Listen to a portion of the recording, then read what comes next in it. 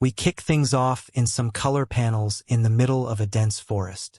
There are wild beasts lurking around, and then we meet our hero, Shino Miya Hokage, who will be referred to as Shino moving forward.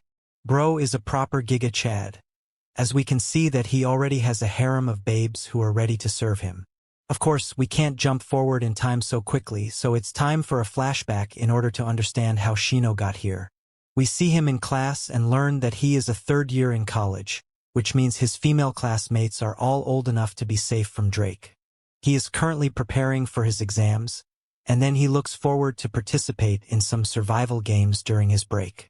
He has done loads of preparations for these games in the form of practice tours and research, because he wants to make sure he has understood the assignment. However, he still needs to get more experience if he is to achieve his dreams. We can see that our hero gets mocked in class as the other boys tease him about some shadow clone he does. He does not mind these antics because even though he is not too popular in class, he is disciplined enough to let it pass. Anyway, he goes to sleep in class and hopes for the summer break to begin soon. It looks like the angels have heard his wish, because the next thing you know, Shino wakes up in some island with nothing but his school bag. He has no idea where he is right now, and it feels like a dream, but he does think that this is real life. He checks his phone, but there is no phone line or Wi-Fi, so he can't even contact anyone. Shino does have a flare, but that is only to be used in extreme cases where he would require someone to rescue him. Bro uses his big brain energy and checks his handkerchief. It's still wet from him using it not too long ago for wiping his hands, so it's not like he was passed out for a long time. Basically, our hero may have fallen asleep in school, but he has been summoned to another world. He does not know how this has happened, but he is actually very excited because this is his chance to enjoy a survival life, regardless of whether it's a dream or reality. He has to control his emotions, though, because he needs to live through whatever is in this forest. Since the sun is still up, Shino decides to scout the area to get familiar with his surroundings. There are monkeys and chipmunks in the area, along with footprints that suggest wild boars. This is good news because Shino can hunt down the animals for food. He then comes across a river and assumes that the water is safe to drink. However, he can't take the risk, so he needs to use a filter. There are many techniques to do this, but Shino has to be quick, so he uses his water bottle, which can filter even muddy water. He has 3 such bottles with him because he is always prepared, and the water is tasty, so Bro does not have to worry about going thirsty. Being in nature is enhancing the experience for Shino, but he also needs to find a cave which he can make as his base.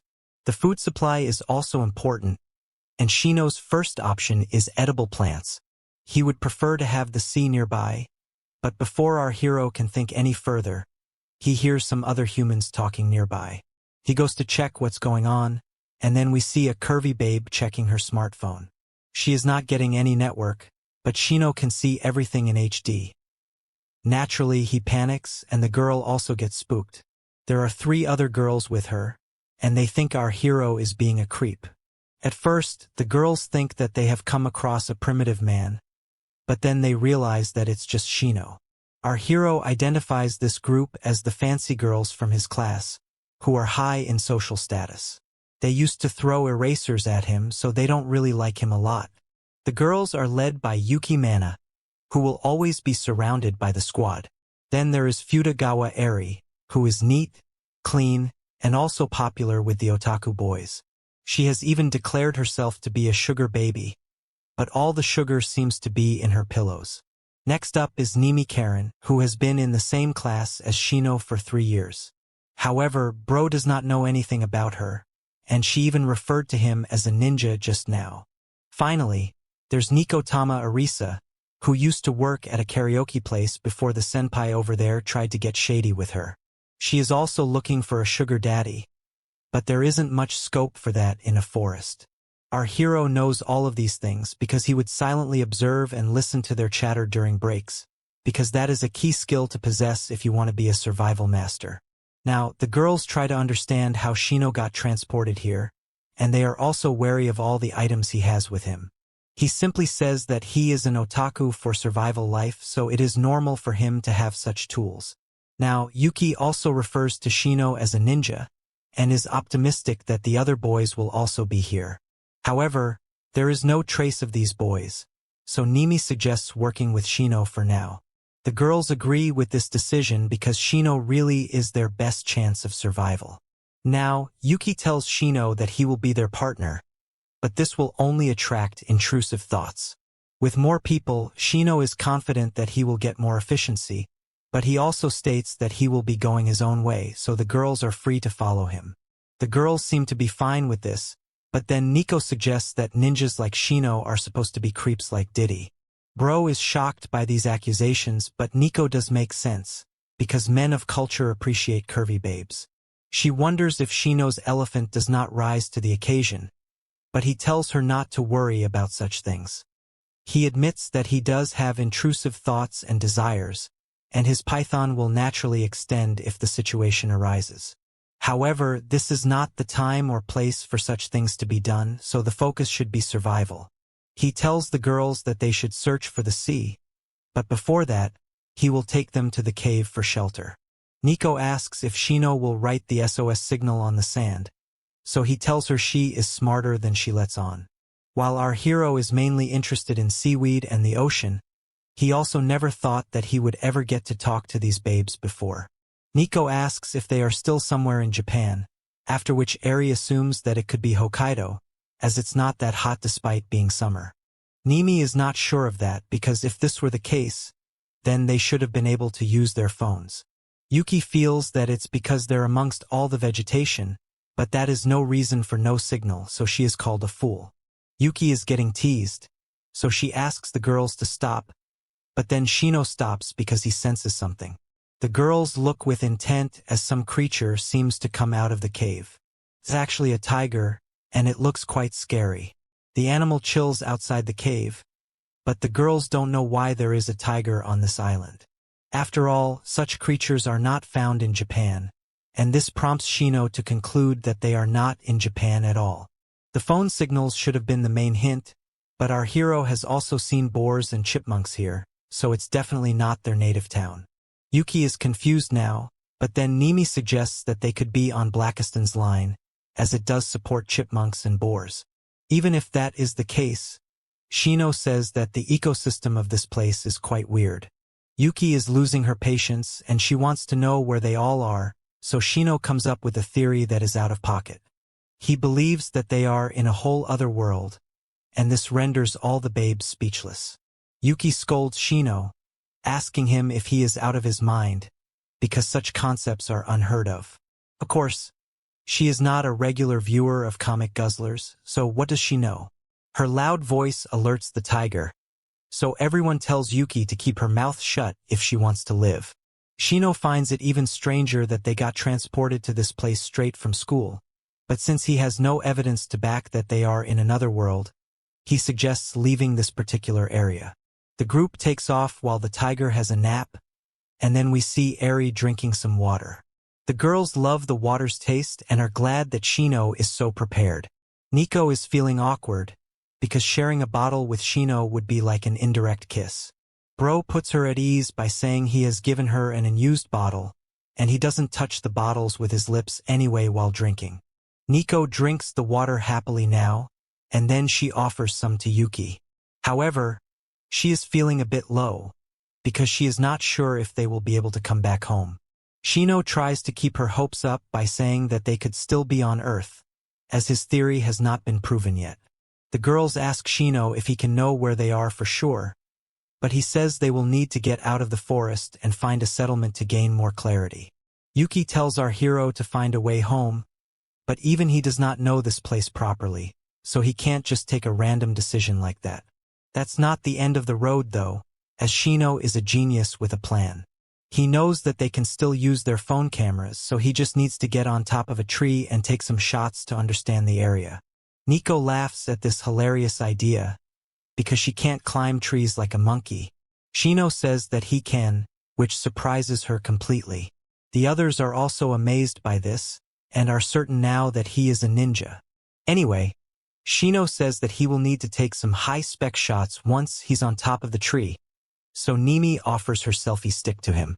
He does not know how to use it, so she gives him a quick tutorial like a curvy sensei.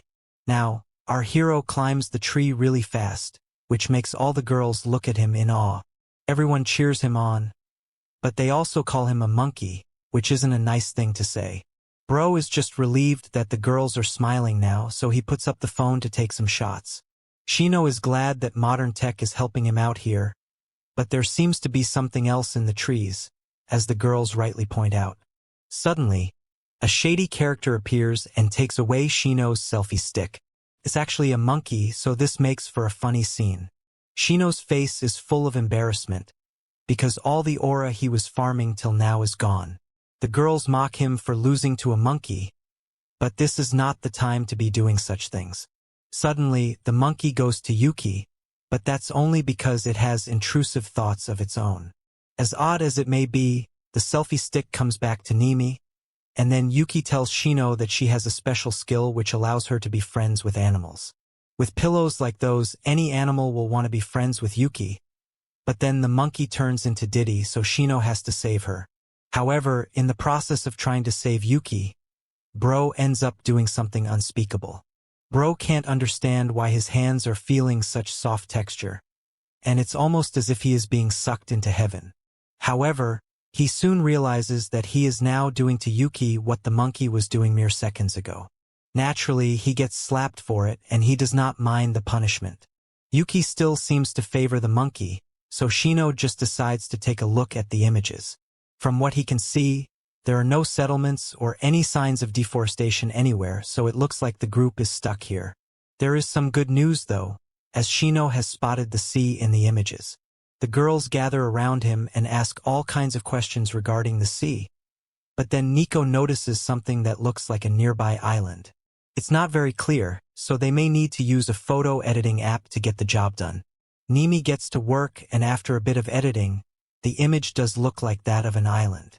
Shino is impressed by Nimi's skills, and even Yuki is now a bit more confident in being able to go back home. Our hero is also hopeful of finding people on that island as long as they are not in another world. Nico is overjoyed because they now have a higher chance of being rescued, and then Shino uses the compass in his phone, which does not need any network. The team now makes its way to the sea, and they leave some crosses on the trees as landmarks. After all, when the phone shuts down, this will be all they can use. Yuki mentions that our hero brought all kinds of things with him, but not a compass, which makes him admit that he did get carried away with the compass on his phone. The girls laugh at him once more, but they should actually be grateful to him for being such a Chad. The journey continues, and suddenly, Eri goes up to Shino to ask him what's on his mind. He says that he wants to reclaim the cave, but that is not going to be easy when there is a tiger outside. Our hero does not have any knife skills, and he never expected to fight a tiger, so he is really at a disadvantage. He still states that he needs to find a way to repel predators, otherwise they will never be safe on the island. Eri panics a bit, but Shino seems to have a plan which may or may not work. Eri is still impressed, so she asks Shino to tell her his plan when he's ready. It's almost as if she is flirting with him, but that has to wait for a bit because now the team has come to the sea. It's a beautiful sight, and Shino is also glad that they made it here. While the girls play in the water, our hero notices shellfish, which means there has to be seaweed around as well. This may be fun for now, but Shino tells the girls they need to head back now because the sun is about to set. They are confused because they don't know where they're going to go. However, Shino says that they're going back to the cave, as he is going to fight the tiger. 2. As expected, the girls can't believe what our hero wants to do, and they worry if they too need to fight the beast. Shino says that the only way they are going to defeat a tiger is if they work together. Of course, brute force is not going to work against such an opponent, so Shino has devised another way to deal with it. He will explain his plan as they move, and then the shady monkey comes back to Yuki. She has already named it Rita, but its actions suggest that it is an ape of culture. There are other monkeys too, and oddly enough, Yuki seems to understand their language. She says that the monkeys are saying the tiger is still in front of the cave and there is no other wildlife around. Shino says that this is an amazing ability because it could be that Yuki is a tamer. All sorts of intrusive thoughts enter his head, so it's best for him to chill. Now, our hero tells the girls to move as slowly and quietly as they can, and then they find the tiger, which is still asleep. This does work in their favor, but the plan has to be executed properly, otherwise they will all get eaten like a full meal. Shino says they have no choice, because they won't be able to sleep in peace if they don't repel the tiger. Now, our hero gets his babes ready for the plan, and they seem to be eager to go. However, just as they make their move on the tiger, it wakes up and becomes alert. This is bad news for the squad, but Shino is ready for a fight. He tells his babes not to falter, otherwise the tiger will jump at them. But the beast has a fearful presence which is solidified by its roar. The girls are clearly scared, but Shino is ready to make his move. He lights up his flares and stuns the tiger with blinding lights. He then tells the girls to scream at their loudest voices, which they do without any hesitation. The tiger is still not giving in, so the squad turns up the volume and eventually they do well enough to scare it away. The tiger escapes, and the girls can't believe that the mission actually succeeded. Everyone celebrates, as they have now obtained the cave as their shelter point. The girls swarm around our hero, giving him his powers, but he tells them that this was a team effort. Now that they have scared the tiger, it will not bother them again, thus showing how humans can always prevail by using their big brain energy. Now, Shino decides to check out the cave, but then Nico's stomach starts growling. She is really hungry, and by the time Shino comes back, he can see that she is creating a fuss. He knows they need to eat, but they can't go fishing right now, as the sun is setting. He suggests mushrooms, which may not be a very filling option, but it's definitely better than nothing. Nimi says that there could be poisonous mushrooms too, but Shino knows which types are edible, so he will pick them out. Nimi then says that the girls can collect the twigs for lighting the fire, but Shino says he will need someone to come with him as he needs 5 portions. Fura offers to come along, and Shino has no issues with that. Nico is very excited to look for mushrooms as well, but she is told to be careful because even touching a poisonous mushroom could mean bad news. Now we see Shino and Eri searching for the edible mushrooms, and our hero finds one. They consider harvesting the whole lot, but then Shino realizes something very important. He is alone with a girl, which is not amongst his survival skills. The two of them consider the different ways to light up the twigs, but since they don't have much time right now, Shino offers to use his lighter tonight. After some time, they manage to gather enough mushrooms and decide to head back to the cave before the smoke from the flare goes out. Suddenly, Eri slips and falls into Shino, which leads to a very goofy position. Shino is embarrassed, so he gets up immediately, although Eri accidentally knocks him in the eggs. He needs to rest for a bit, so he looks away from Eri and tells her they should just relax for some time. However, Eri seems to have other plans on her mind. She asks our hero why he is looking away from her, so he says that his python awakened earlier when he was lost in her pillows. Eri then acts very alluring and tells Shino that he does not need to hide these things from her, as men of culture are united by intrusive thoughts. She then teases Shino by saying he may have tried to act cool earlier, but he must be holding in a lot of tension. Bro tells Eri not to tempt him any further, but he accidentally feels heaven once again. Bro is losing the plot, so he tells himself to calm down because he is a man of survival. Eri tells him not to let loose, but he says he didn't really do that on purpose. The curvy babe now strikes a pose and tells our hero that it would be better if he let loose, as he will need the post-nut clarity. She is able to make Bro give in to the dark side, because such sweet softness cannot be resisted. Eri is really going for it, and Shino stops fighting because there's only so much you can do in such a situation. Eri is actually a very practical girl because she knows the babes won't be able to survive without Shino, so if his elephant goes wild, then she will have to accept it. Our hero tells her that she does not need to do this, but she would rather not take any chances. She does not want Shino to lose control, so for now, she will use her tongue twister 9000 on him. She tells him not to hold back and to consider this as an act of gratitude. You can imagine what follows, as Eri gets a lot of elephant water to swallow. Now that they are done, Eri says they should head back before it gets too dark. Shino needs to know something, so he asks her if she does these things with her sugar daddies as well. Eri says that this is actually her first time doing anything with an elephant, as the whole sugar daddy vibe is just a show. She says that this was a special gift from her. But Shino says it felt as though she is a master of the tongue twister. He thanks her for the service because he could even take another one.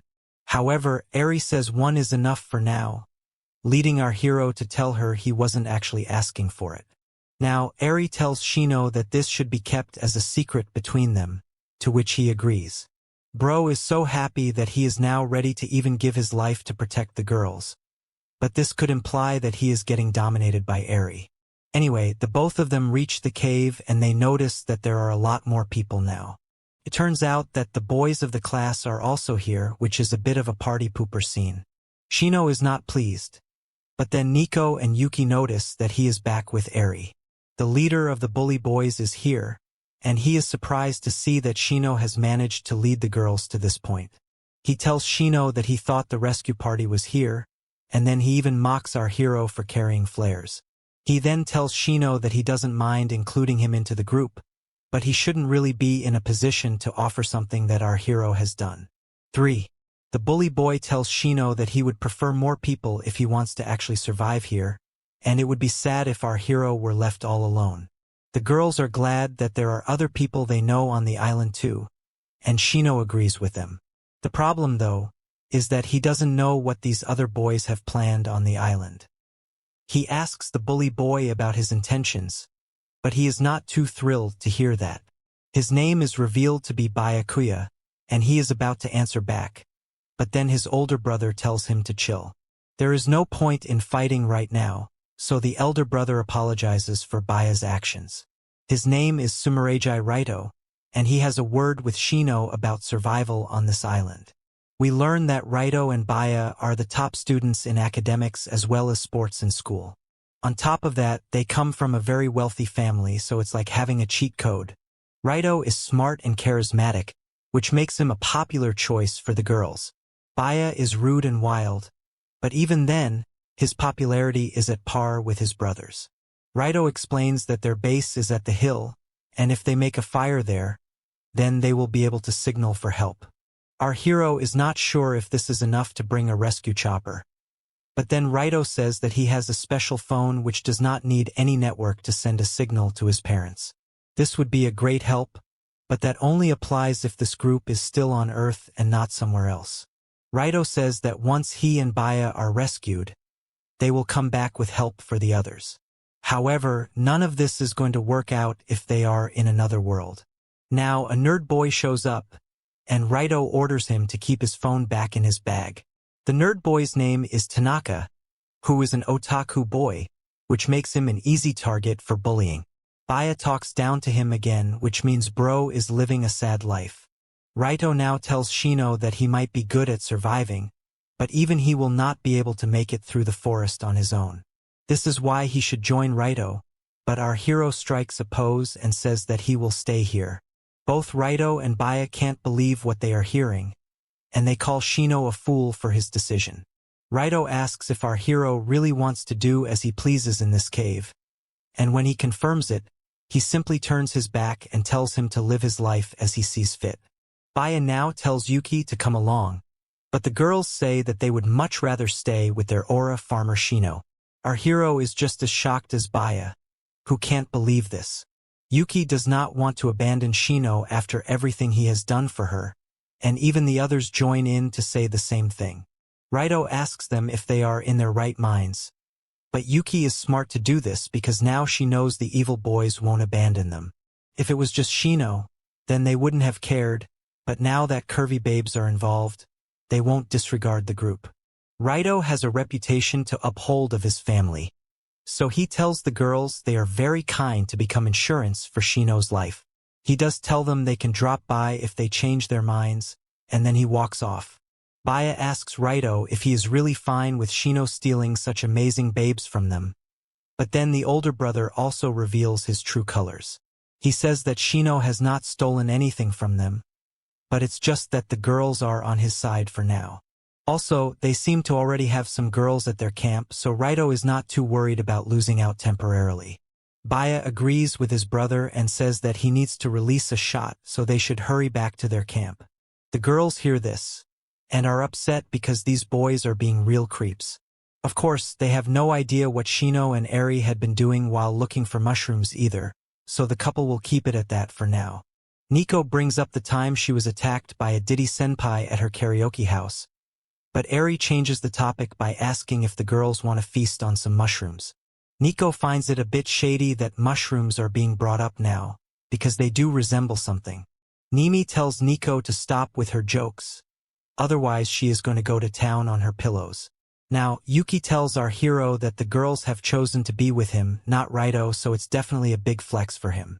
They don't want to regret their choice, but Bro is the main character, so there is no other right choice. On that note, Shino says it's time to grill some mushrooms, and the girls join in on the fun. They have a decent meal, but the taste is not so good, which makes Nico complain a lot. Shino says that he will cast a spell now to make the mushrooms taste better. And then he does something to everyone's food. As it turns out, the mushrooms do taste a lot better now, and everyone loves their meal now. Nico says that our hero can really use magic, but then Nimi recognizes the scent, so she says that Bro has used curry powder.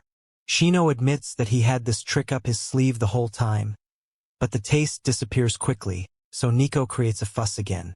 Shino says there's no need to worry because he has now found the ultimate cooking ingredient, salt.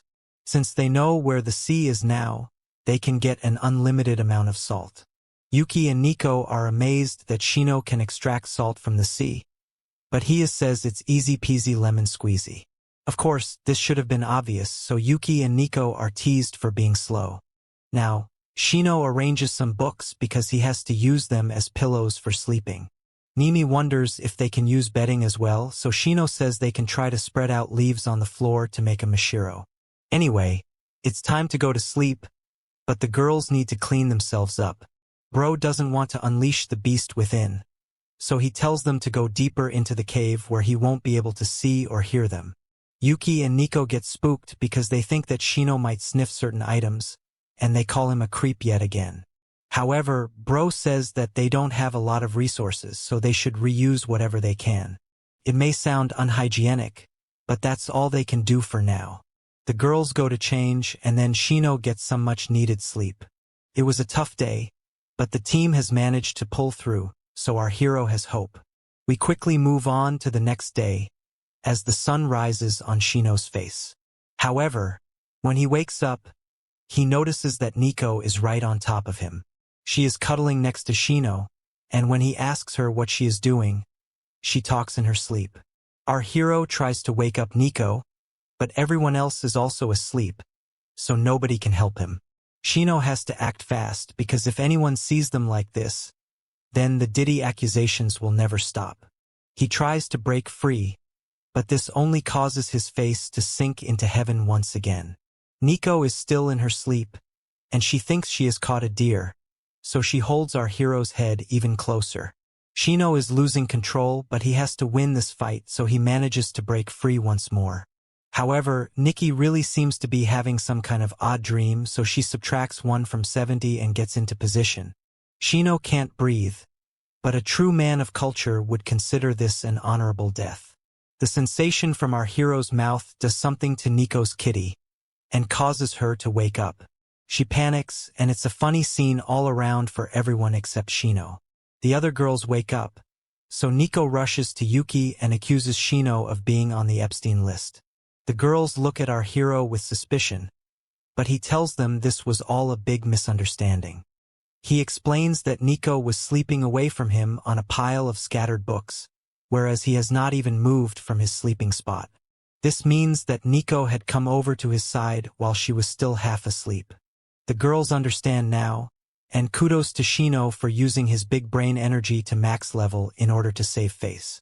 Eri asks Nico if Shino touched her anywhere, but she says sorry to him and says it was indeed just a big misunderstanding.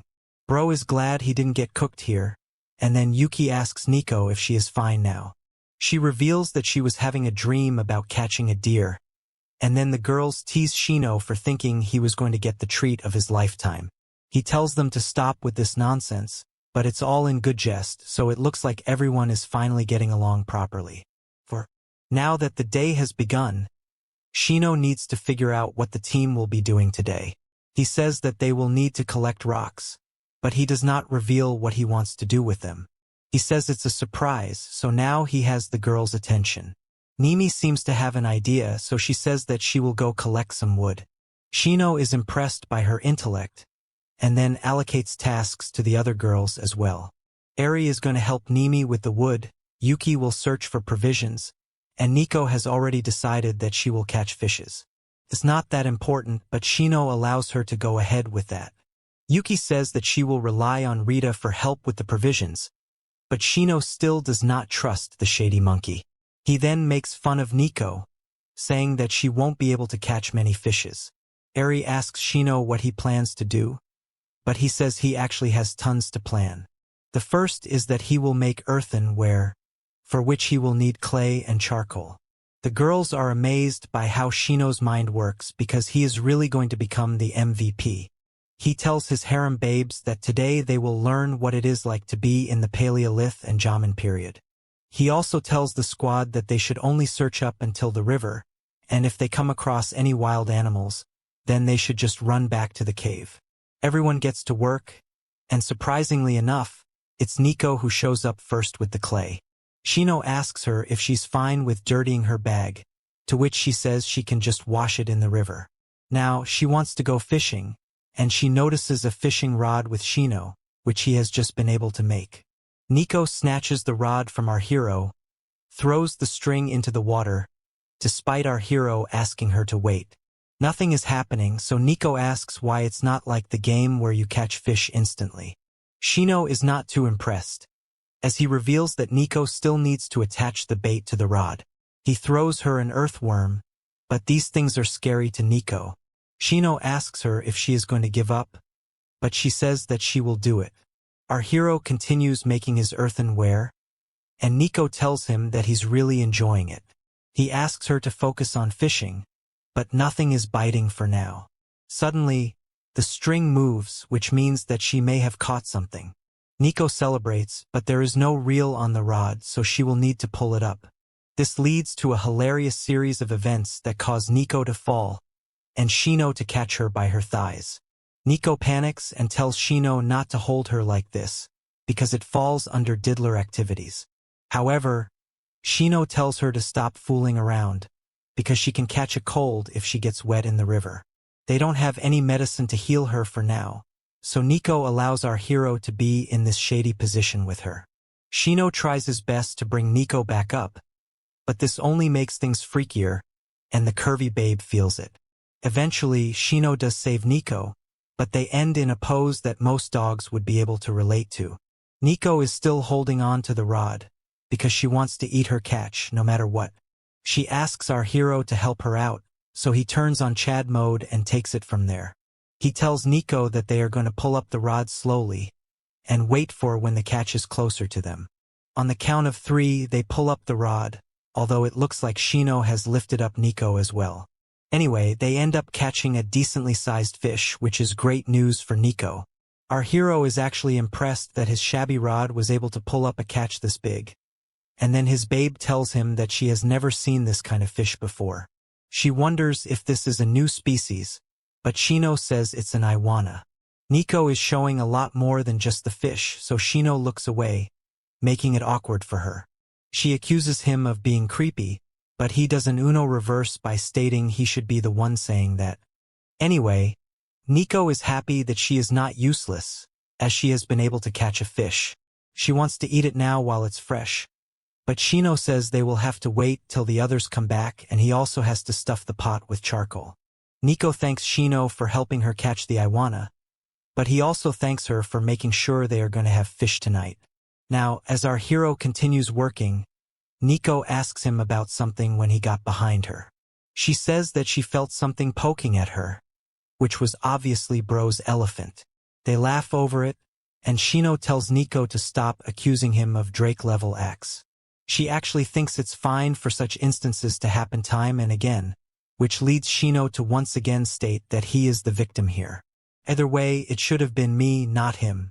We get even more jealous when Nico suggests going on a date when they get back to reality, if that is even possible for them.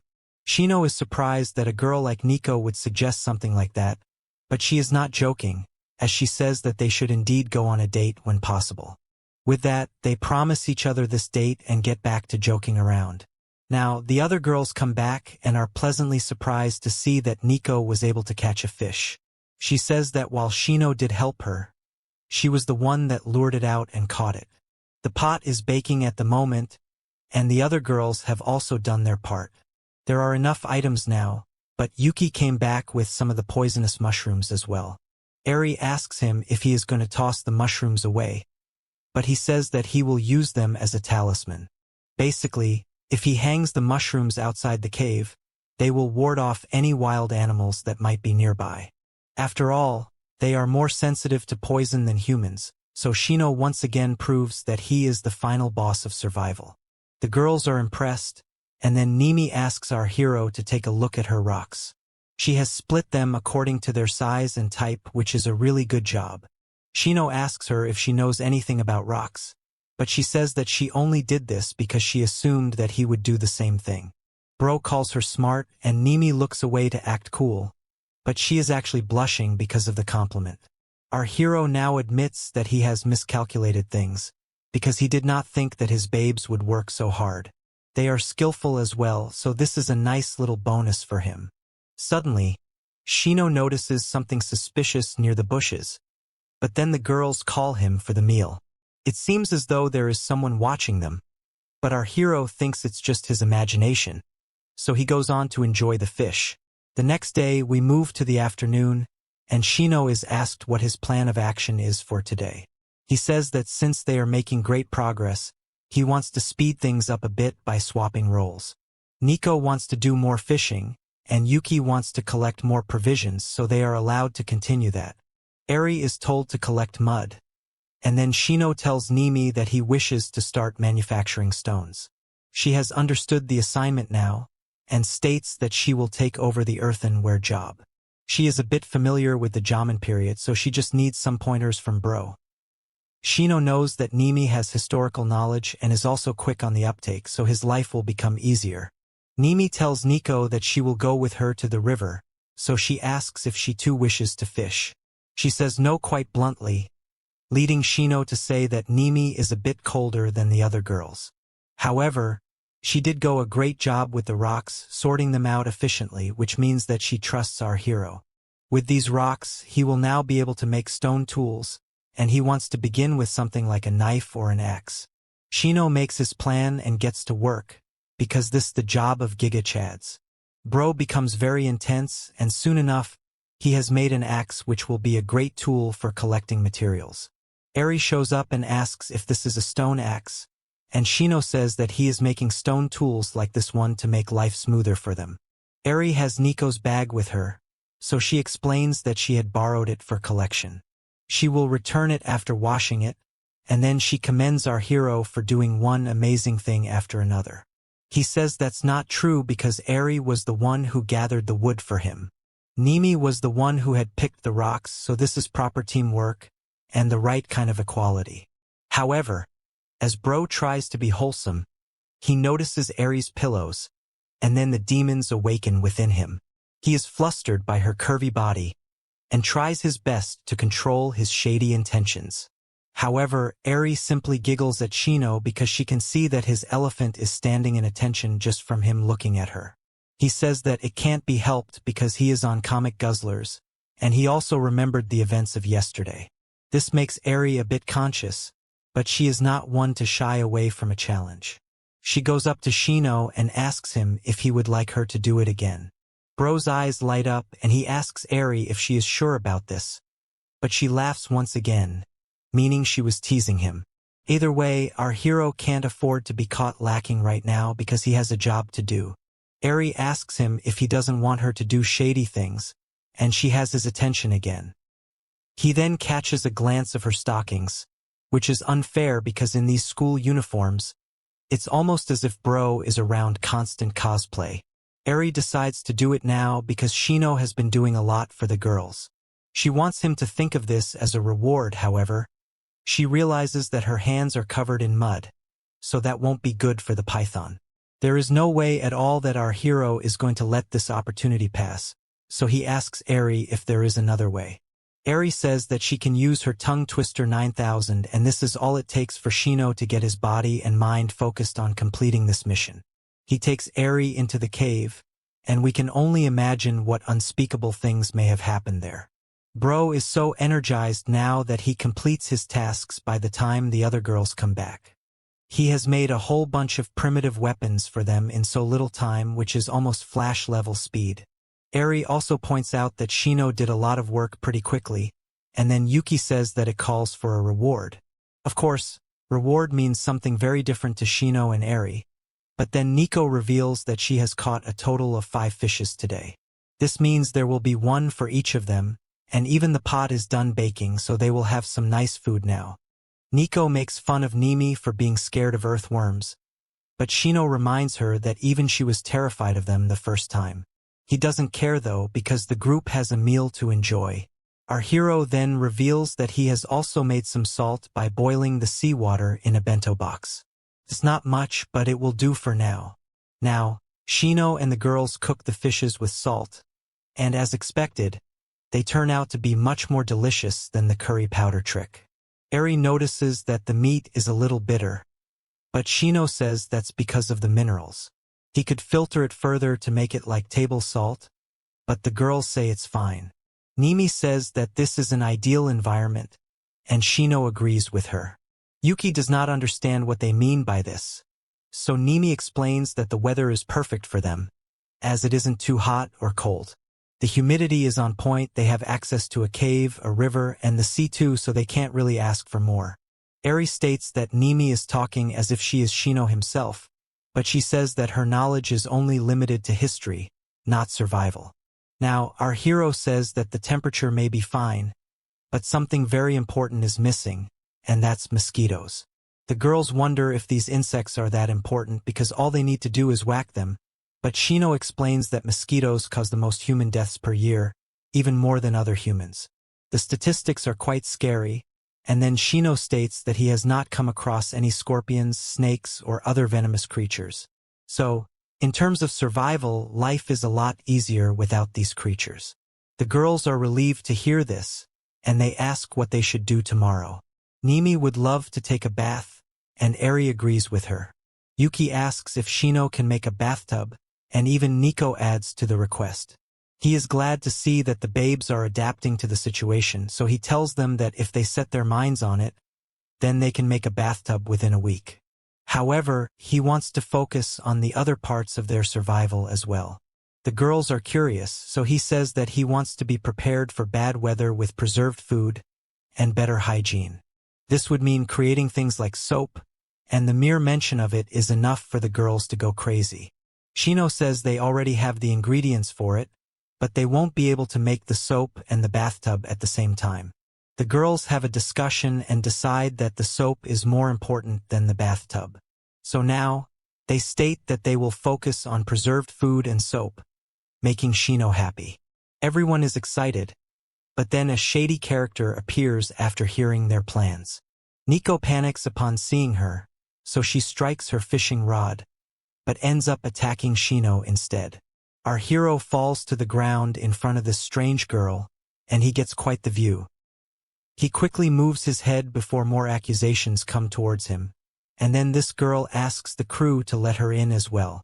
She feels it will be more fun that way, but she does seem like the villain type. 6.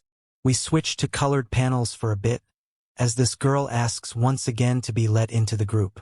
The other babes recognize her as Asakura Miko, but this is odd because she is not from their class. Shino is suspicious now because he believed the Sumeragi brothers got transported here with them due to them being in the same classroom at the time. Asa states that she is with someone, and we see this other girl, who is Asakura's little sister, Hina. She cutely bites her tongue, and we learn that Hina is a first-year student. Having a younger sister with her does make Asa a bit more trustworthy, and the girls call her little sister cute. Our hero now has a lot to think about, because even a student younger than them has been transported to this island. It makes him wonder exactly how many humans are over here. Asa now asks if the group will accept the two of them, but the girls look to their leader for his approval. Shino says that he does not mind more people as long as they are willing to help with the work. The sisters look at each other and say that they will definitely be useful to the group. They show their handicraft tools and state that they are part of the handicraft club in school. So they have neat skills. They have a lot of weaving tools, and they say that they were researching them in the club room when they suddenly got teleported here. Basically, they will be able to make simple clothes, which is once again good news for everyone. Asa explains that basic outfits only needed holes on each side, so it won't be tough for her to do it. Shino adds that these clothes were famous during the Yayoi period, but the girls are just relieved they can get new clothes. They want futons as well, but Asa says those will take some time. The group is relieved that they could speak with Asa normally because this is the first time they are talking to her. She says that she is usually a shy girl, but Hina is even shyer than her, so she needs to do her best to help her sister. Now, Nimi asks her to wait a minute, because she is surprised that these two have not met anyone ever since they woke up. After all, Raito and Baya should have been on their way, because they had set up a signal since yesterday. Asa explains that due to some issues, she and Hina had been watching Shino and his babes today. Our hero realizes that it must have been Asa he had sensed yesterday, so he asks her about that as well. Now, she reveals that when she and Hina woke up, they were inside a cave. They stayed there for a while and then they saw the signal, so they walked towards that. On the way, they bumped into some other people who were heading towards Raito's camp, and they stayed over there for one night. Hina seems to be getting spooked by this chat, so Shino asks Aya what happened. He thinks that the sisters had to run away, so Asa decides to give him a flashback story. We now see the events of that night where Asa and Hina are in the Sumeragi camp. Raito is taking care of the fire and is commanding his men, after which Baya goes to the girls to offer them some food.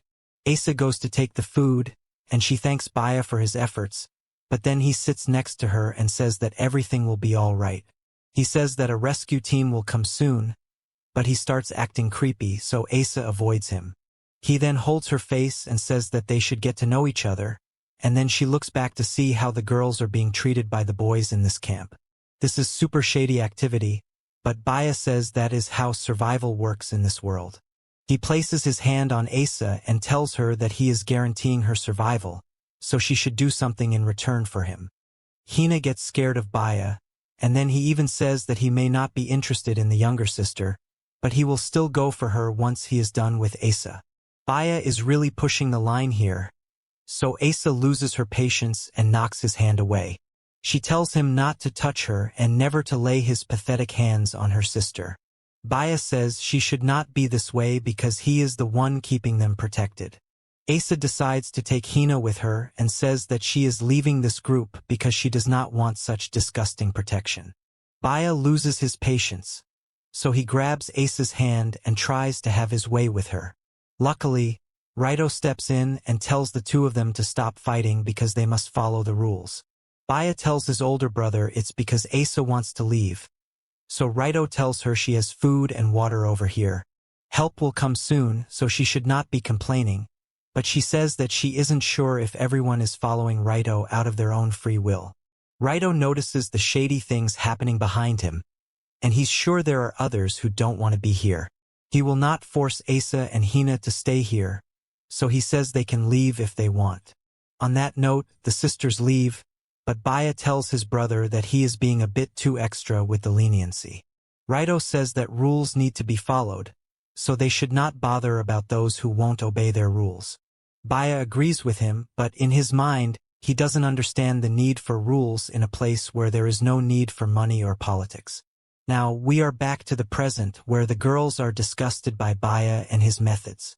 Asa is just glad that she and Hina could leave while they could, and Nimi says sorry for doubting them. Asa says she doubted this group at first as well, but after seeing how happy they are with each other, she knows she has come to the right place. She then thanks Shino for letting her and Hina in here, and he is surprised that she has already remembered his name. He still has something on his mind, and reveals that he needs to stop Baya while he still can. Asa says that Baya only listens to Raito, who is quite strong, so in that case, Shino wants to split them apart from the inside. The girls feel that a sibling quarrel would create issues for the whole camp, but Shino is thinking way ahead. Baya is seemingly stronger than Raito, so if he were to take over from his older brother, then things could get messy. The girls interrupt Bro's process, because they have to welcome Asa and Hina to the group. They are offered some food, but they only have mushrooms for now. The sisters are happy to have found the right people, but Shino knows that he will need to use his big brain energy even more now. He is aware that Baya would like to get his shady hands on his babes, and things will only get worse if he learns that our hero has increased his harem. Some serious preparations need to be made, and now we move to the next day at the sea. Shino is preparing for a dive, and Yuki also happens to show up. She woke up early and saw our hero leaving, so she decided to follow him here. Shino says he wanted to finish up before everyone wakes up, so Yuki asks him what he's doing for them now. He says he's actually doing this for himself as he likes diving. This is the first time Bro is alone with the babe leader, and she teases him by saying he should consider himself lucky for being alone with a babe like her. Shino laughs and says that Yuki really is beautiful, which makes her blush. She asks him if she can help out with whatever he is doing here, but she does not wish to participate in the game of elephants and kitties. She's just messing with him, but then Shino takes off his shirt to reveal his muscles. Yuki panics, but he says that if he doesn't take off his clothes, he won't be able to dive in the ocean. Of course, he does not frame his words well, so Yuki thinks he is having intrusive thoughts. She makes a funny face, and then Shino finally reveals that he is going to dive into the ocean to collect seaweed. He also tells Yuki to call the ape of culture to help her collect some seashells. Yuki is relieved now, but her face is red, so Shino asks her what's up. She scolds him because she is flustered, but this causes her to trip onto him, and the both of them fall onto the ground, which leads us to another flirty moment. 7. The two of them are a bit too close for comfort, and things are really tense for a while. Yuki is on top of our hero, so he eventually tells her to get off him before it becomes too hot for him to handle. He also says that she's a bit heavy for him, but that's only because of her pillows. Naturally, this makes her red with rage, and she scolds him again for being rude to her. Shino asks Yuki why she is so angry, but she is basically upset that Shino is not reacting excessively to her. He says that he is trying to keep himself calm, and he would really want her to get off him. Yuki now acts proud and says that Shino must be an innocent boy, so he should obviously feel this flustered. Instead, our hero tells Yuki that her ears have been red for a while, so she is the one who is flustered. Naturally, Yuki can't believe this because she is super popular and can get any guy she wants. Shino wants her to get off, but she pins him to the ground and says that he's kind of weak.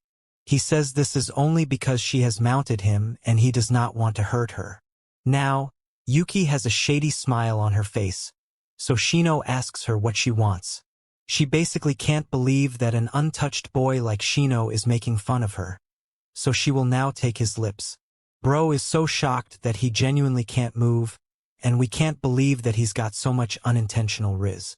Yuki basically wants to show that she has the edge when it comes to romantic stuff, and she quickly steals a kiss from our hero. She even celebrates it, but Shino is just surprised by her actions. However, Yuki thinks that he is lying because he is not too excited. Shino figures that he is not reacting too much because he has already been with Eri a couple of times. Yuki is upset that a boy like Shino is so calm with her, so she wants to have another go at it. No sane man will deny this, so the two of them have a soft tongue twister 300 session. They go at it for a while, and things are indeed quite shady between them. As a matter of fact, even Yuki is starting to feel a bit hot and heavy, while Shino is just trying to accept what has just happened. Suddenly, Yuki can feel something pressing against her.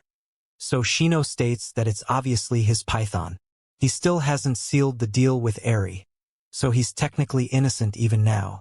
Now, Yuki says that Boy get built up tension, and since they have been here for 3 days, Shino must be going crazy. Of course, Shino can't tell her about Eri, so he just plays along with Yuki for now. Now, Yuki asks him why he is pretending to be so tough because it's fine to be a little embarrassed. She is a pro at this, so she wants to teach him a thing or two about pillow jobs. Shino asks her if she is sure about this, and she says that she will actually only use her hands for now. After another shady session, Bro is refreshed and tells Yuki he feels much better now. She is feeling a bit shy, but states that this was a piece of cake for her. Shino wanted to get back once everyone woke up, but because of this session, it will be noon by the time they get back. He has underwater goggles, which impresses Yuki, but he says that he had simply left them in his swimming bag. Now, Yuki tells our hero to keep this a secret between them, and he says yes, although he is already keeping a secret from her. After a bit of scouting around the sea, Shino comes back with a load of seaweed and seashells. The girls are glad to see this, and they reveal they were worried that Shino had vanished. He says that he had to get stuff for the soap, but then Nimi says she suspected something when Yuki and Shino were missing. Both of them blush because they know what they were up to, but Shino says that Yuki was with Rita, who is nicely cushioned between her pillows.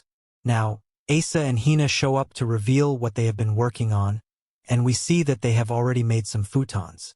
Nico sinks into one of them, but comments that they are a bit prickly. Asa says that she and Hina patched the sheets they were able to find, so it's not a real futon, but it's still a great help.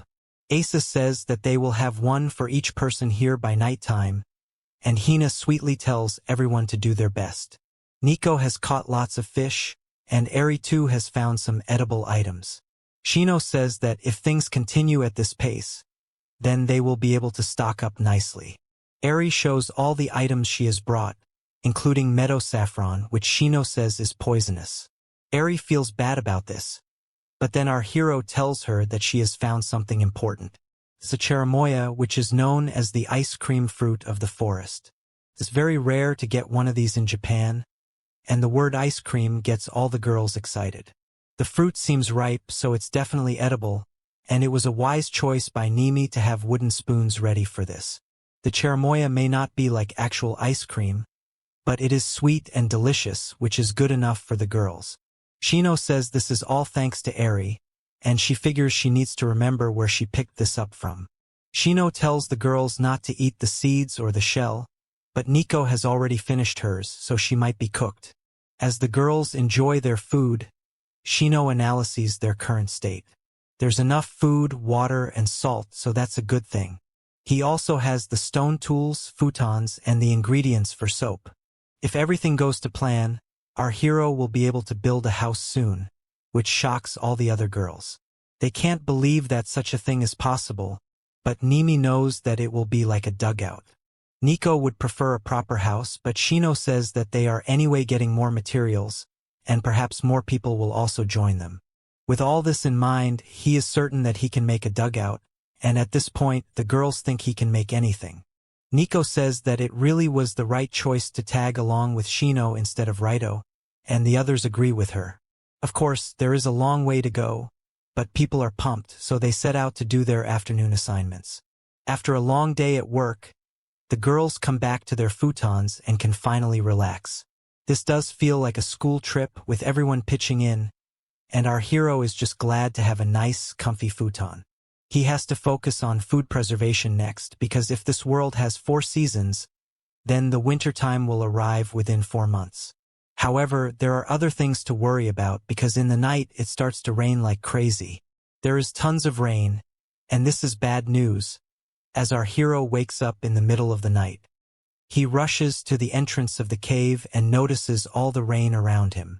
The water seems to be flowing into the cave, which is also not good for anyone. 7.5. Before we move further, there is a bonus chapter where we see the girls throwing rocks on top of each other. Shino explains that this method is called Ishiu Chiryu, which is basically generating vibrations from the rocks to knock out the fish. The method does work, but it seems to be a banned technique in the modern era. Now we're back to the storm, which is getting worse by the minute. The water flow is bad, so Shino rushes back to the girls to wake them up. The girls are a bit confused at first, but the sound of thunder wakes them up properly. Shino says that the cave is starting to flood, leading Nico and Yuki to believe that they will drown. Shino says that it is dangerous to go out of the cave at night, so they need to go to the higher ground in the cave. Nimi says that they need to move their stuff as quickly as they can, but they don't know what to prioritize. Nico's cosmetics are all over the place, and her face says it all. She is losing her items, and even the futons are becoming wet, so it leads to a lot of panic between the girls. They feel all their effort is going to go to waste, and it only gets worse when the water douses out the fire too. Shino has to be the hero again, so he lights his phone's flash and tells the girls that they can get through this if they just deal with things calmly. The flood isn't happening that quickly, so they have plenty of time to retreat. They will first move the items with high priority, such as things that can be damaged by water and provisions. The items that can be used again even after getting wet will be looked at later.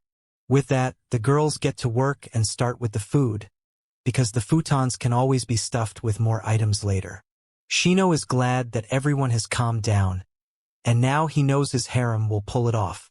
The cave does get flooded, but the team members have managed to get most of the stuff away from the water. They are on higher ground, so there's no worry about flooding here. Shino tells everyone they have done a good job in an emergency situation, but the girls tell him they were lucky he noticed this right on time. Our hero is very dependable, and he says that they will look for a new shelter outside when dawn breaks. This space is a bit cramped, but the team should get as much rest as they can. All the girls seem to be asleep, but Shino is still awake as he realizes he has made a big mistake. He states that he should have made a canal in preparation for this kind of issue, but focused on the supplies instead. It was actually bad timing, but luckily, nothing bad happened. Shino knows he can't make that mistake again as he is the leader of the group, and all his babes' lives depend on him. Bro can't fall asleep with all the stress on his mind, but then someone holds on to his arm. Shino can't tell who it is because of the darkness, so he assumes that Nico could be sleepwalking again. However, he can hear Nico snoring from a distance, so this is someone else. Shino likes the warmth, so he holds this girl too. She seems to be moving now, and opens her mouth, after which she lands a few pecks on Shino's neck. Bro is absolutely shocked, especially when this mystery girl starts nibbling on his ears. He tells her to please chill because the others are sleeping right in front of them. Shino wonders if this girl is trying to make him feel better, or if she wants his attention. Whatever the reason might be, Shino is a man of culture, so he is not going to refuse. He actually welcomes this treatment, but the only problem is that he can't afford to have anyone else find out about it. The sound isn't enough to exceed the rain noise outside, so Shino goes for it and unleashes the tongue twister 300. He feels that this girl could be doing this because he can't see her, but it's not like he can hold back either. He goes for her pillows, but then he hears someone, so his heart almost stops beating. Luckily, it's just Nico talking in her sleep, so there's no need to worry.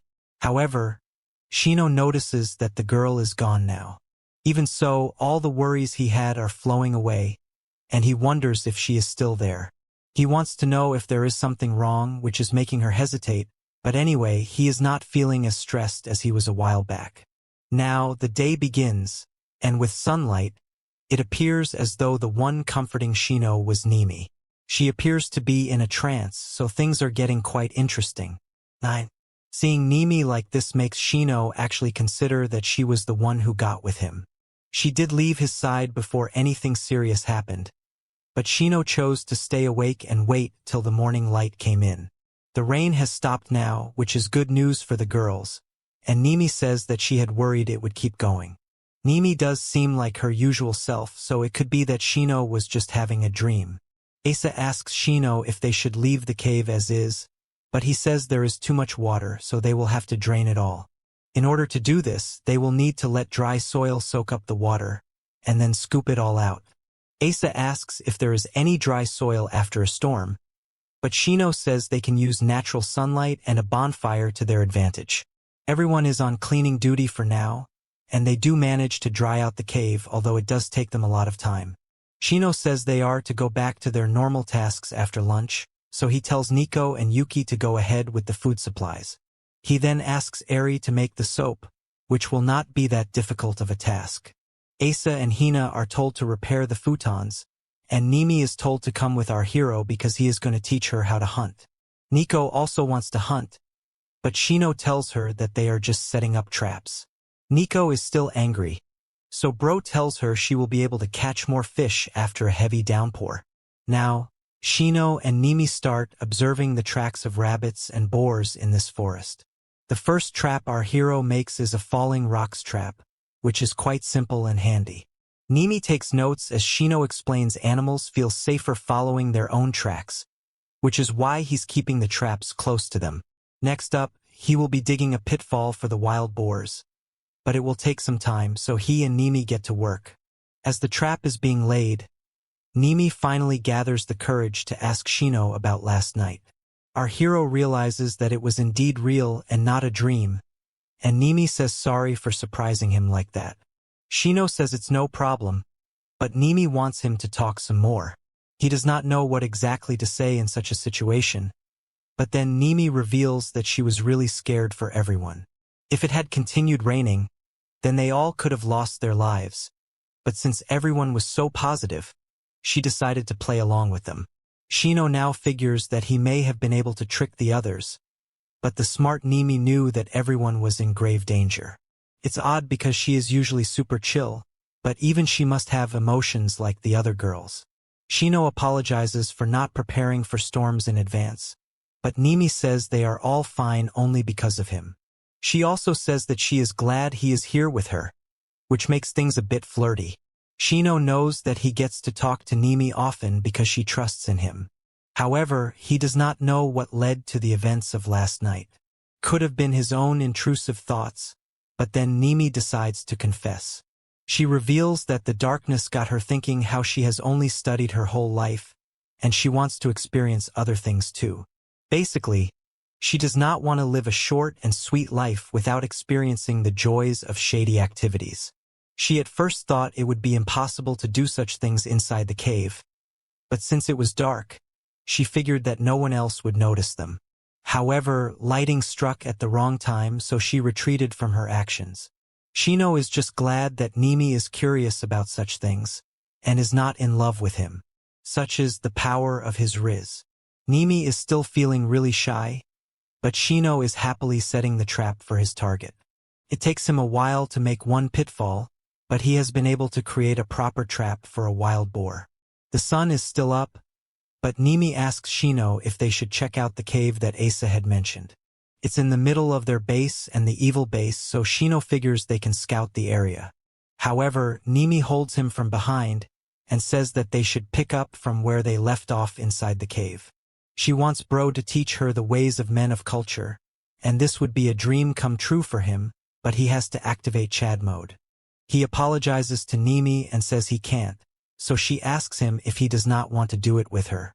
He says that is not the reason because he personally would love it, but he does not have any protection on him. The risk is way too high because he does not want Nimi to get pregnant and have a baby. He has no medical knowledge about these things, and there are wild beasts around too.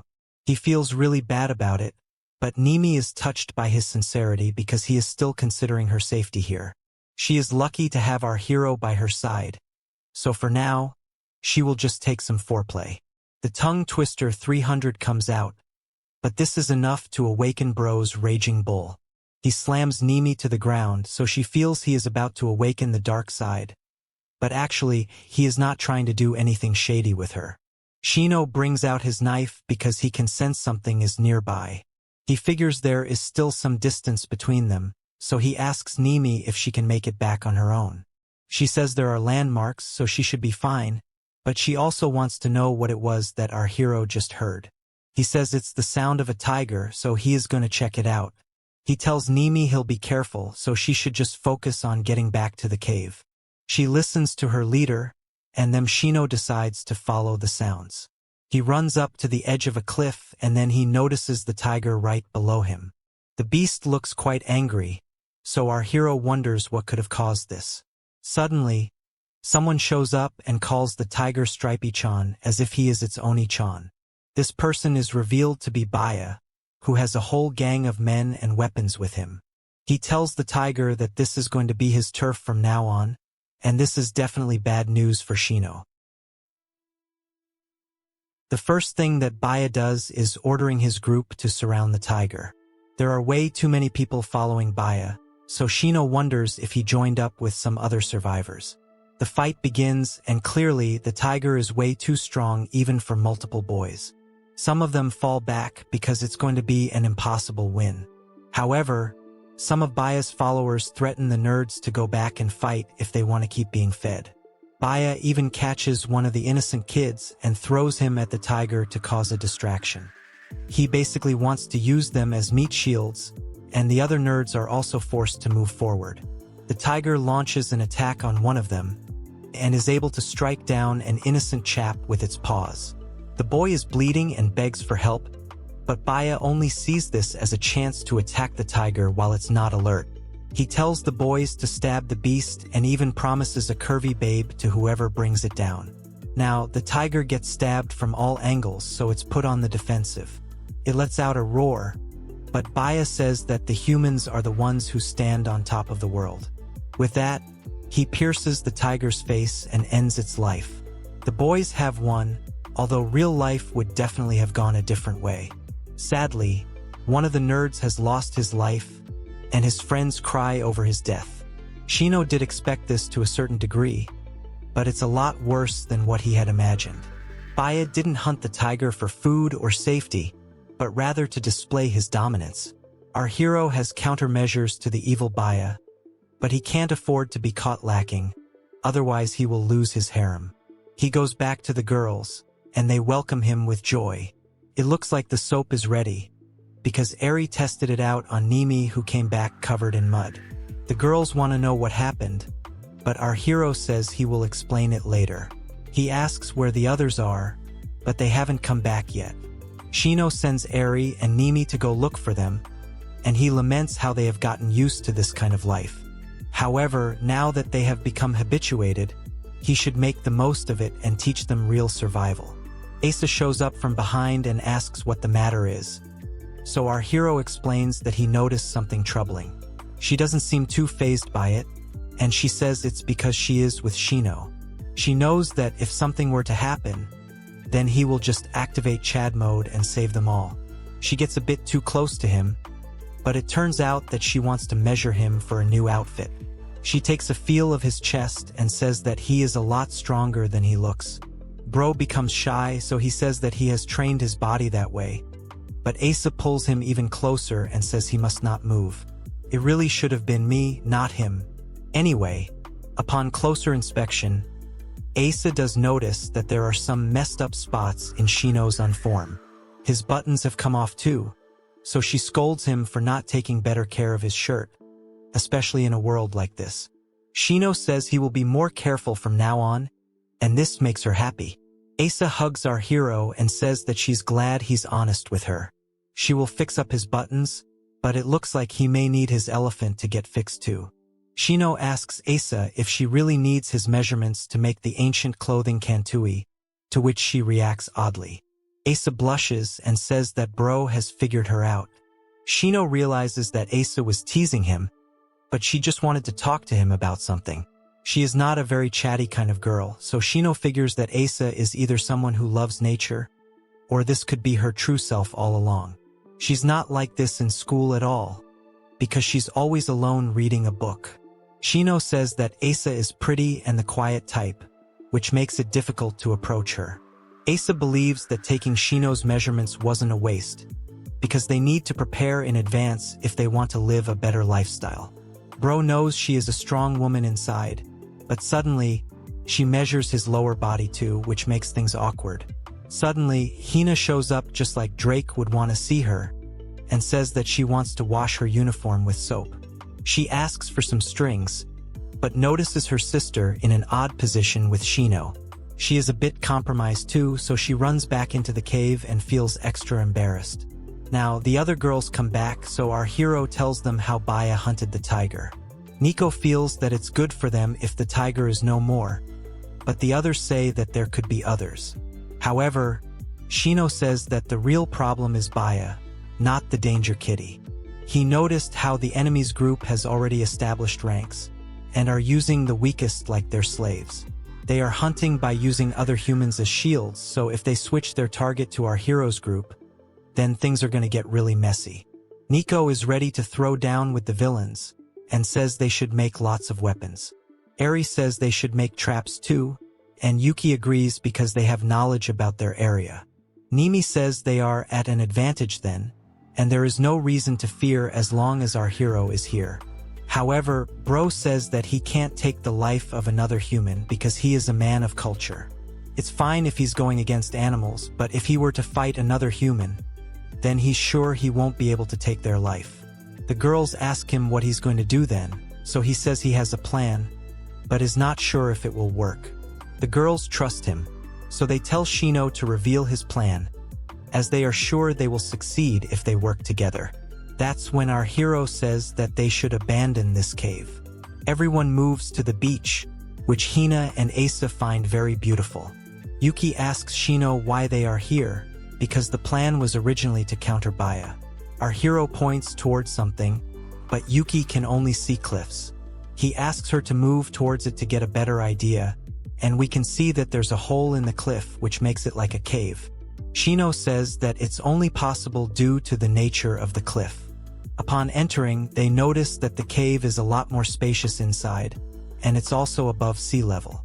Shino had found this area while searching for seaweed, but now the girls want to know what his plan is.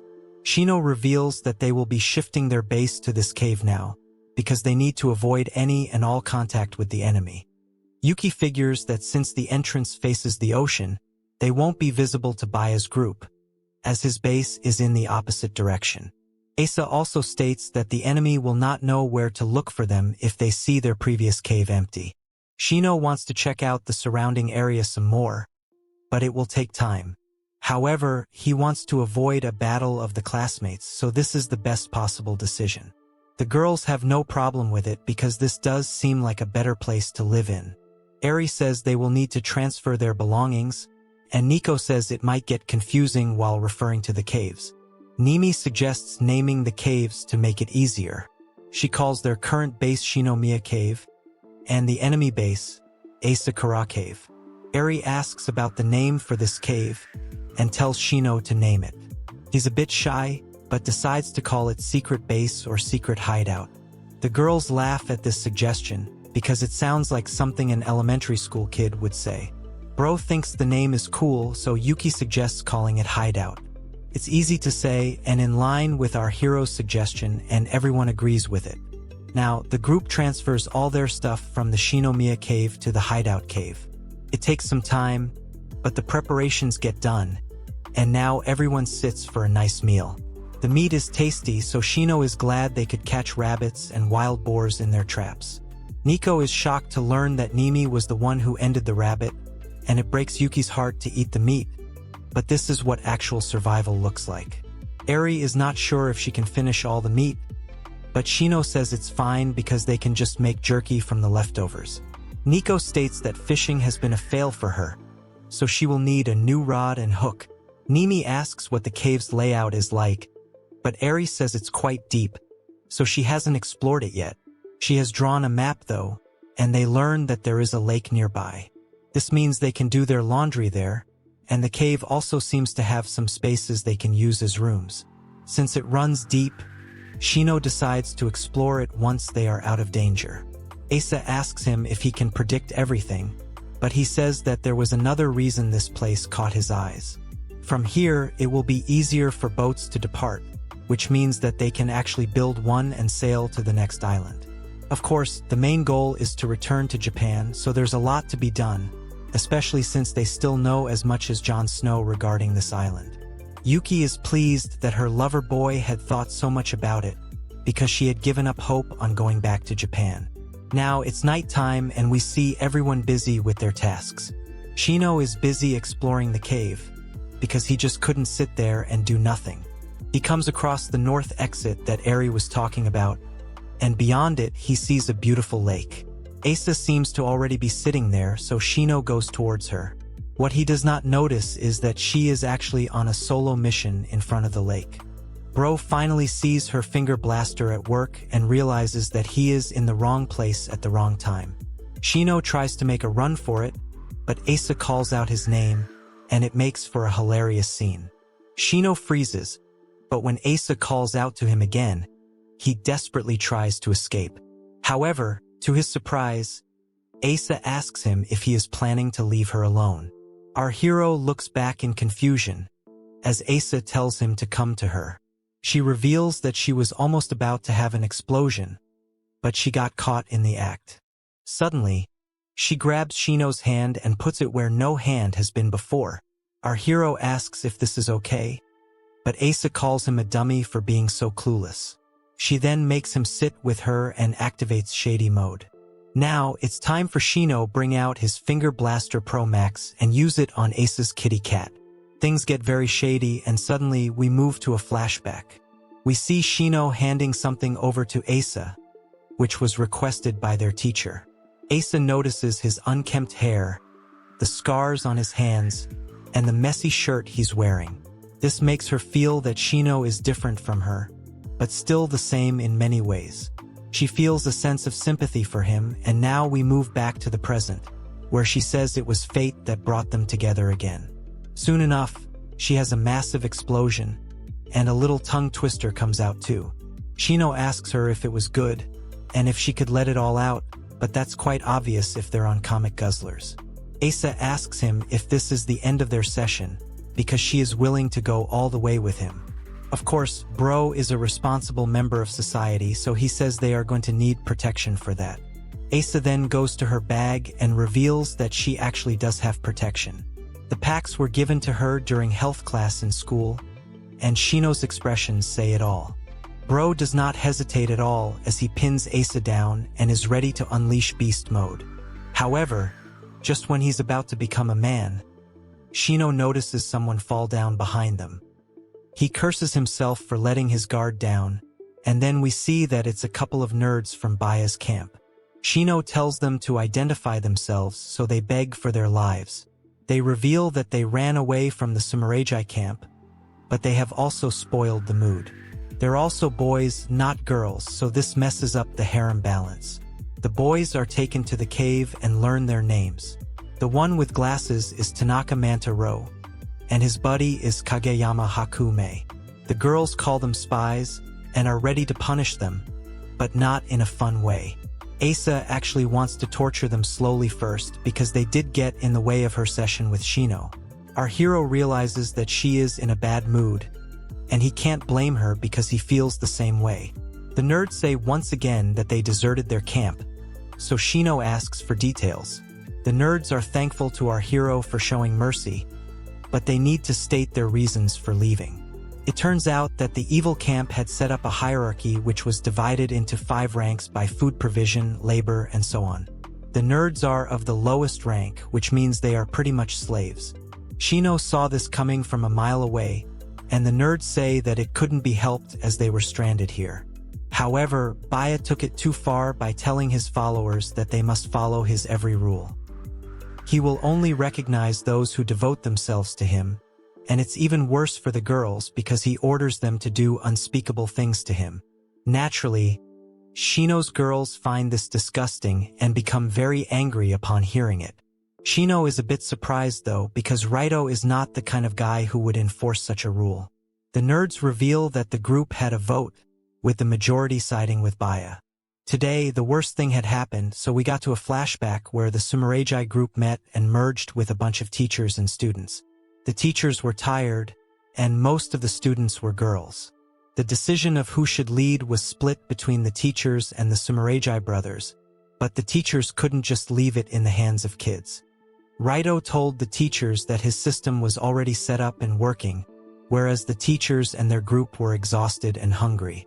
They countered that it was because they prioritized searching for the other students, not their own survival.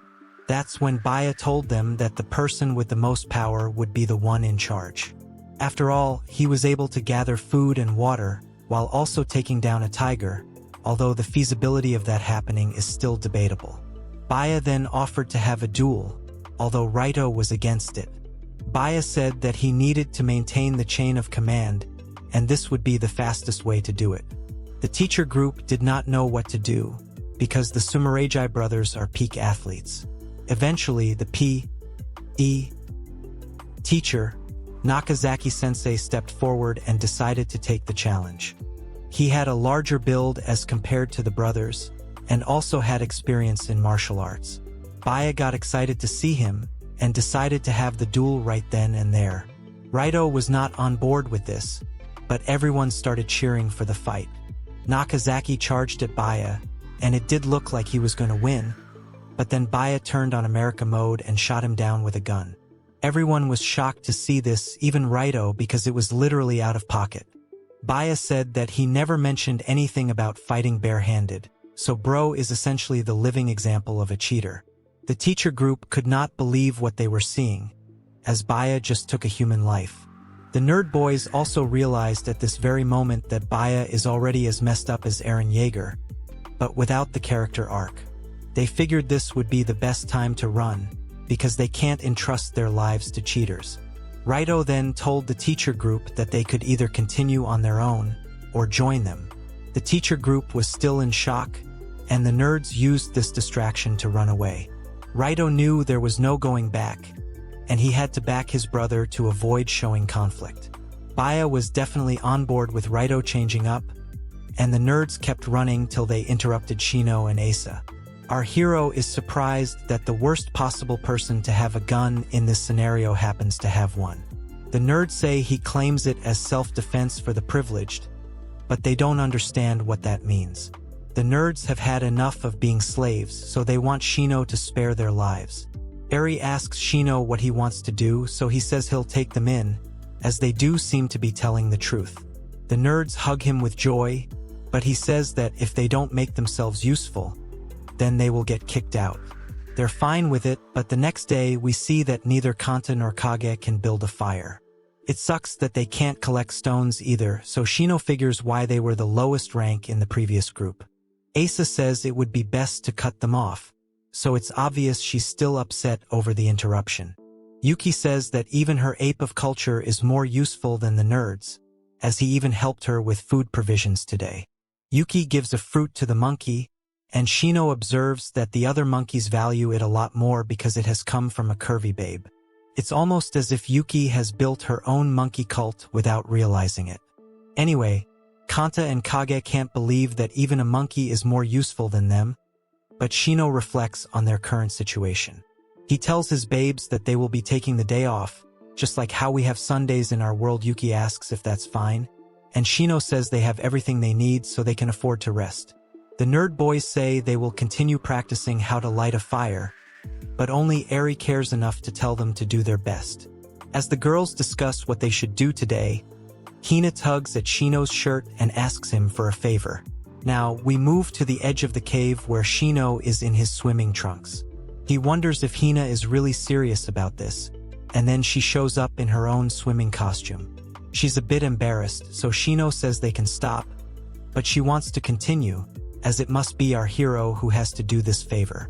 She is a bit nervous though, so she is not too certain, but Shino reassures her and says he's glad to see her this assertive. He has some intrusive thoughts too, but just because Diddy got a light sentence doesn't mean he will too. Now, we see the two of them in a boat, but Hina is having a problem with the instability. When it becomes stagnant, she asks Shino when he built a boat, so he reveals he found a good quality tree, so he carved this by hand. Hina can't believe this, but Shino says he charred the inside, so carving was easy. This is called a dugout canoe, and now we see the two of them maneuvering along the water. Hina is amazed by this, but then her toe touches Shino and she feels shy. Shino says that Hina acts like a kid sometimes, so it must be in her nature. She is quite bold today, as we learn that she wants to go diving. Our hero asks Hina if she is good at it, and she says yes, because she used to snorkel in the countryside during her summer holidays. She feels she can help catch fish by snorkeling, as she wants to be of more help to everyone. Shino thinks she's already doing enough with the sewing, but Hina says it's no different from what she used to do in school. Anyway, they are at the main spot, and Shino tells Hina not to feel bad if she doesn't catch anything. It's supposed to be her day off, so she and Shino dive in and explore the waters.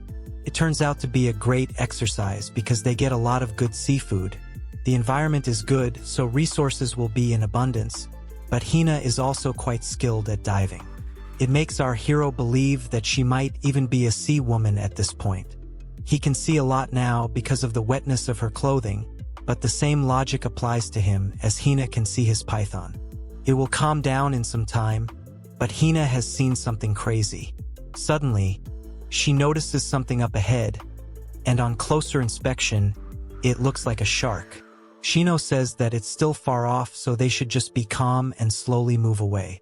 Hina can't stay calm, so she grabs Shino's face and asks him to save her. Bro realizes that Hina's pillows are actually bigger than her sister's, but he must keep his cool. He tells Hina not to move around, as it can mess with the boat, but then something slips out and rubs our hero's face. At this point, we don't know if it's Riz or some kind of shady magic, but the bottom line is that Shino also panics, and this caused the boat to overturn. Shino curses himself because he should be the calm one. The shark will definitely get alerted like this, so he goes to Hina, who is aggressively splashing the water. Bro holds on to her and tells her everything will be fine, so she should just breathe.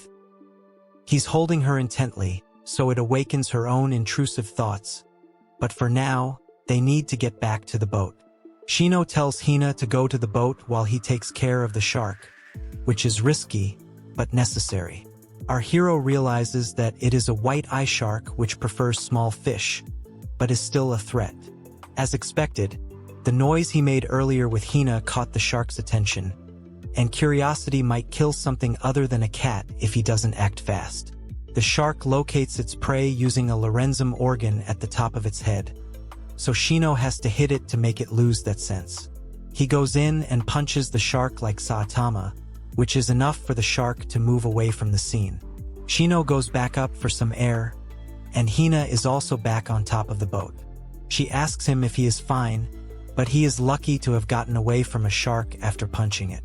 Hina can't believe our hero just whacked a shark, but Shino calls himself a failure of a survivalist for relying on such methods. Now, we see Nico nearby as she is fishing for food. She is jealous of these two being able to ride a boat, but Shino says this girl does not know what he and Hina had just been through. He tells Nico that the boat is for 2 passengers only, but this prompts her to tell Hina to be wary of our hero, as he is a creep.